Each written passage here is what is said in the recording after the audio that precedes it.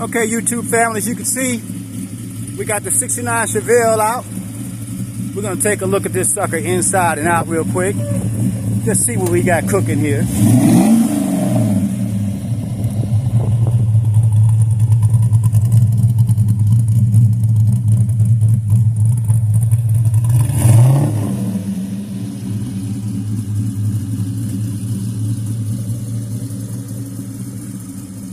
Say hello, Ricky.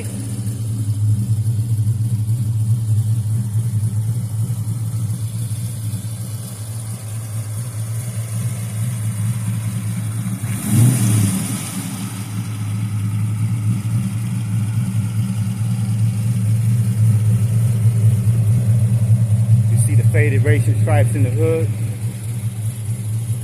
Custom interior. Gauges.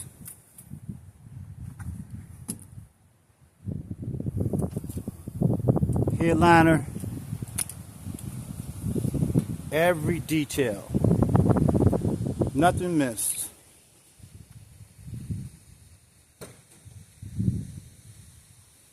Come on out, Rick. Let's get a look at this. Let's just get a look at this steering wheel, this custom steering wheel with the matching mirrors.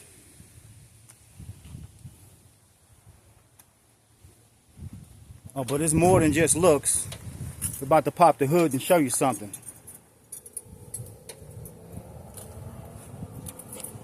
Rick, so what type of wheels are these on here? Those are Buttnicks.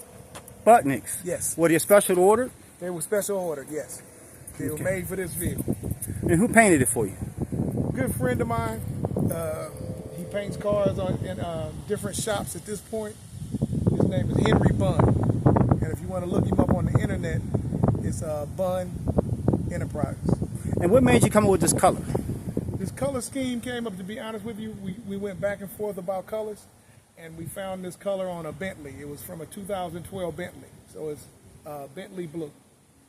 Bentley blue. Look at that, folks. And what made you decide to go in with the stripes?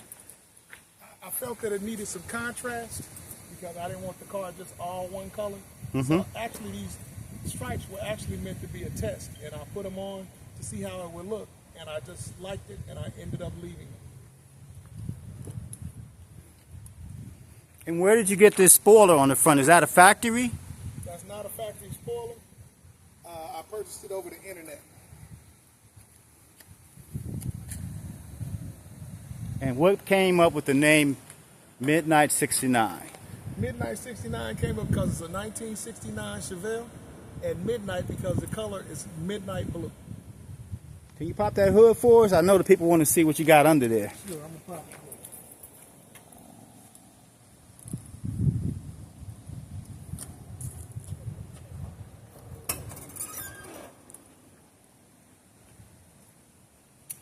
You can see, folks, every detail, not a scratch, not a scrape.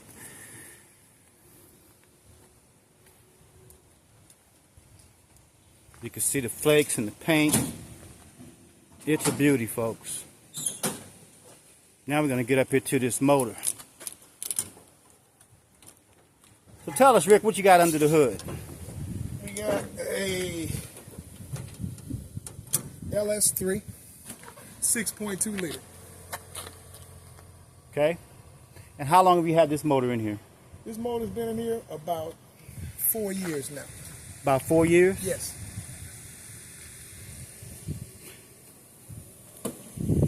So most of this is fabricated work, or is this factory work?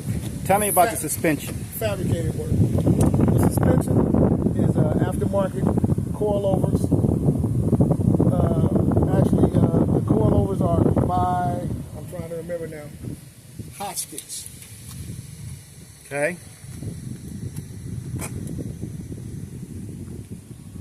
Tell me about this braking system. Braking system, Willwood. Willwood is a well-known aftermarket braking system, known to be used a lot with vintage cars.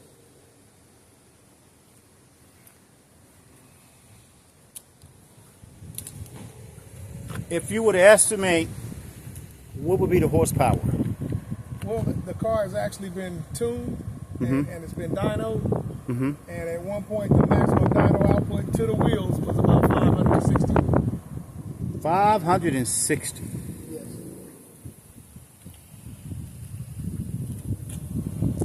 Beauty. All right, Rick, let's have a seat and talk about it.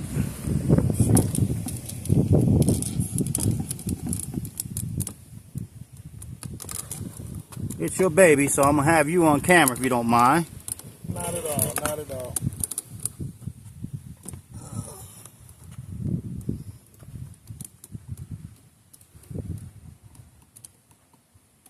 Sorry, folks, I'm trying to get this adjusted for you.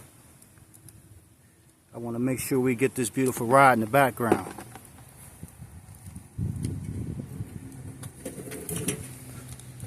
So, Rick. Yes. Tell me, what made you get into cars? To be honest with you, I've been very interested in cars since I was a little kid, since I was a young man. You know how in the 60s, when I was born, you know, you created your own fun. So I started buying bikes or building bikes, taking old parts from bikes and putting them together.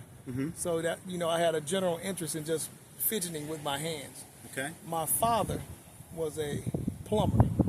So he had a number of tools I could use. You know, he had lathes, he had all sorts of tools that I could use. So that's kind of where I got my creativity from. After that, going to high school, at that particular time, they had shop class. So they had auto shop. Oh, really? Okay. Yes. So I got very interested in cars at a young age. Okay. So I actually had my first real job, to be honest with you, at the age of 14. I worked at Big O Tires. Wow. So you've been doing this most of your life? Most of my life, I've been interested in cars, yes. Okay. So tell me about this car. What shape was it in when you first purchased it? This car, when I first bought it, to be honest with you, it was a project car. The person that owned the car was using it as a race car, so he didn't have paint on it. He had primered the car. The body was straight, but he had primered the car. He had a roll cage inside. So it was a race car? It was a race car. Okay. And the original motor in it was a 383 stroker motor. Okay, and that's when you and I met, I believe. Somewhere around that time, right. Yes. Yep. So between cars, what is your other enthusiasm? Well, you know, cars is one of my biggest ones. One of my biggest things that I like to do. I also have become in the recent years interested in the cigars. Okay. So tell us about that, because I think when I went to one of your, a couple of your functions, I think people, you might want to hear about this. Him and his partners and friends have created a organization where they throw what they call cigar functions. Live music, good food. Ricky is a pretty good standout in his community. Tell us about it. Well, as you stated, two of my good buddies, they got me interested in cigars about 3 or 4 years ago. And I never actually was a smoker. I never smoked cigarettes. I really had never smoked anything. But I was interested in the culture because they started talking about it and we started hanging out. And it became more of a friendship thing. We would go to each other's homes and, you know, smoke a cigar and talk about life, talk about things that we wanted to achieve in life. And it just bubbled over from there. Then we got interested in saying, you know what? The cigar culture in the Bay Area has not blossomed like it is in other states, like, for example, Atlanta, places like that where cigars are really big in the black community. So we talked about hosting parties. So we said, you know what, let's try to find a place and seek it out and see if we can host a cigar party and see what kind of turnout we get. So we did that. We went out and looked for a place to host a cigar party with outdoors, where had nice tables, a nice environment. And it was more for the older crowd. I'll say the older crowd. I'm talking about between the ages of 30 and up. And that's pretty much the crowd that accumulated at our parties. Okay. And the first time we had a decent amount of people, 50, 60, and it barrel rolled from there. We continued to host these parties, and our numbers came up. So we got to the point where we were having 200 to 300 people at our events. So, really? Yes. Okay. Yes. So what's your career? Tell us about your career. My career. Well, my career started, like I told you, Big O Tires. As a young man, I worked on cars, just actually being what they call a tire buster, putting new tires on the rim and installing them on cars. After I left there, I went to Alameda College. I went to Alameda College for auto shop class. Okay. And I did that. I got my auto shop license at the age of like 19. Wow. You hear that, folks? And then from there, I got a job on the Oakland Army base as a diesel mechanic, but I didn't have a diesel mechanic certificate, so I went back to Alameda College and got into their diesel mechanic class, and Okay. I graduated from there as well. And so what do you currently do now? Currently, I'm a supervisor for the City of Berkeley Zero Waste Department, which is the garbage department. Okay. And how many employees do you supervise? Somewhere around 90, about 90 employees. In my department. And out of those employees, what's the percentage of African American youth that do you believe you've hired? You know what? At one point, we were probably about, when I first got into the business, in our department, we were probably about 80% African American. Okay. And Okay. now we're somewhere around the number of 50%. Okay. And what's the change? What made that change? Well, to be honest with you, demographics, Okay. licensing, the Okay. changes that came about with the business. And when I first started, you didn't have to have a commercial driver's license. Right. Okay. Now you do. Okay. You have to have some knowledge of computers because we use computers with Right. the programming of the trucks. And it just, I think a number of things. So I do know you have a couple of young guys who are really prospering in life because of your assistance. Give us an example of one guy, one young African American kid that you've made an impact in their life. You know what? I think all of them, all of the ones that are younger that have come into the zero waste department at this point have learned something. They've learned humility. They've Okay. learned the responsibility of being a positive example for their kids and for other kids in the street. Okay. Most of them have purchased homes, which is Okay. a feat in itself because the price of homes in the Bay Area has skyrocketed. Right. But with the city of Berkeley has allotted the amount made so they can make the amount of money to be able to purchase a home. So I think all of them have learned and blossomed from that experience. So if you have one word or one statement to say, what would that be to the youth today? Whatever your interest is, use it in a positive way. And never let anybody tell you that you can't do something because people will always try to, downplay what you do. So have a positive spirit. Use your resources, be it going to college or be it going to a trade school or be it just getting a job and being good at whatever it is you do. Be the best at whatever it is you want to do. And that's the best advice I can give to you at this point. So it's not the journey, it's the destination, It's right? the destination. It's definitely the So destination. tell us, do you have any other vehicles? I do have other vehicles. I have some other vintage vehicles as well. So I guess the next vehicle we're going to be doing, folks, in the next couple of weeks is going to be, he's got this cherry red Corvette. Tell us about the Corvette. I have a 1963 convertible Corvette. It is red, and it too has gone through a transition. It went from when I purchased it about 10 years ago. It's got different paint. The body work has been done. It has some seriously nice aftermarket parts on it. But as well, I kept it in a vintage look. I didn't want to go too far with it. So it's And have you won any car shows with that? I know you've won a ton with these. Tell us about the shows on this one first. How many do you believe you've won with this one? It's hard to say. I mean, we're so involved in car shows at some point during the summertime. We're at car shows every weekend, and this car does well at a lot of the shows.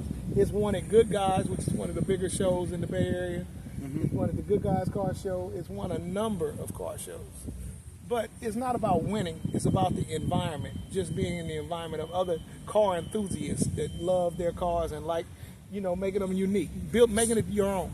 And folks, I need you to understand, this car is not just a local car. I mean, he's driven. Tell us about how far you've driven with this car. I've driven this car to Las Vegas for the SEMA car show. So every year for the last 5 or 6 years, I've gone to SEMA, which is in November in Las Vegas, Nevada. That's one of the biggest car enthusiast shows you can go to. And every year I drive this car or I drive my Corvette because I believe in, it's nice to have a vintage car, but they're not trophies to me. I like to drive them and experience them. So I put them on the road and drive them. Think about that. A nice car. It's like a brand new car, but it's a 1969. And it's a beauty, folks. I've been to some of the car shows with him. We've had a good time. Rick is a good man. There's more of us African Americans out here doing positive things in the community. And I just wanted, this site is going to be highlighting that for everyone to see. It's not just about the cars, it's about the person behind the wheel of the car. So thanks for staying tuned. Thank you for checking out Positive Affirmations at Possibilities. And that ends our interview. Rick, you got anything else you want to say? No, it's all good. Appreciate you coming out and looking at the car. Looking forward to you seeing the other one. Thank you, sir.